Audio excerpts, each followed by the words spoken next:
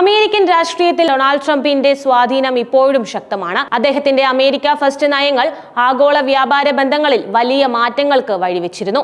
ഇപ്പോൾ 2025 ഓഗസ്റ്റ് 1 മുതൽ കനേഡിയൻ ഉൽപ്പന്നങ്ങൾക്ക് 35% പകരം തീരുവ പ്രഖ്യാപിച്ചുകൊണ്ട് ട്രംപ് വീണ്ടും രംഗത്തെത്തിയിരിക്കുകയാണ്. കാനഡയുമായുള്ള വ്യാപാര ബന്ധങ്ങളിൽ പുതിയൊരു സംഘർഷത്തിന് ഇത് വഴിവെക്കുമെന്നാണ് നിരീക്ഷകർ വിലയിരുത്തുന്നത്. കനേഡിയൻ പ്രധാനമന്ത്രി മാർക്ക് കാർണിക്ക് അയച്ച കത്തിലൂടെയാണ് ട്രംപ് ഈ തീരുമാനം അറിയിച്ചത്. ട്രംപിന്റെ ഈ പുതിയ താരിഫ് നയത്തിന് പിന്നിൽ പ്രധാനമായും ചൂണ്ടിക്കാണിക്കപ്പെടുന്ന കാരണം അതിതീവ്രമായ വേദന അനുഭവിക്കുന്ന ക്യാൻസർ രോഗികൾക്ക് ആശ്വാസത്തിന് വേണ്ടി നൽകുന്ന മരുന്നായ ഫെന്റനിൽ യുഎസിലേക്ക് എത്തുന്നത് തടയുന്നതിൽ കാനഡ പരാജയപ്പെട്ടു എന്നതാണ്. ഹെറോയിനേക്കാൾ 50 മടങ്ങും മോർഫിനേക്കാൾ 100 മടങ്ങും വീര്യമുള്ള ഈ സിന്തറ്റിക് ഓപ്പിയോയിഡ് ആരോഗ്യരംഗത്ത് ഉപയോഗിക്കുന്നതിനേക്കാൾ കൂടുതലായി ലഹരി ആവശ്യങ്ങൾക്കായി വ്യാപകമായി ദുരുപയോഗം ചെയ്യപ്പെടുന്നുണ്ട്.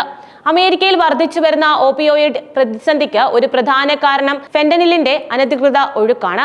മെക്സിക്കോ, കാനഡ തുടങ്ങിയ രാജ്യങ്ങൾ വഴിയാണ് ഈ ലഹരി മരുന്ന് യുഎസിലേക്ക് കടത്തുന്നത് എന്നാണ് ട്രംപ് നേരത്തെയും ആരോപിച്ചത്. അമേരിക്കൻ സമൂഹത്തിൽ വലിയ സ്വാധീനം ചെലുത്തുന്ന ഒരു വിഷയമാണ് ലഹരി മരുന്ന് ദുരുപയോഗം. ഈ വിഷയത്തിൽ കാനഡ വേണ്ടത്ര നടപടികൾ സ്വീകരിക്കുന്നില്ല എന്നാണ് ട്രംപ് പലപ്പോഴും വിമർശിച്ചിട്ടുള്ളത്.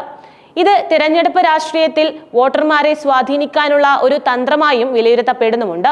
കാനഡ തങ്ങളുടെ അതിർത്തികൾ ഫെന്റനിൽ കടത്തുകാർക്കായി തുറന്നിട്ടിരിക്കുന്നുവെന്ന് ട്രംപ് ആരോപിക്കുകയും ഇത് തങ്ങളുടെ രാജ്യത്തിന് വലിയ ഭീഷണിയാണ് എന്ന് വാദിക്കുകയും ചെയ്യുന്നു.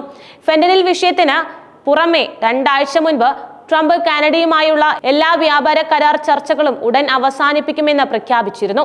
ഇതിന് കാരണം കാനഡ ഏർപ്പെടുത്തിയ 3% ഡിജിറ്റൽ സർവീസ് ടാക്സ് ആയിരുന്നു.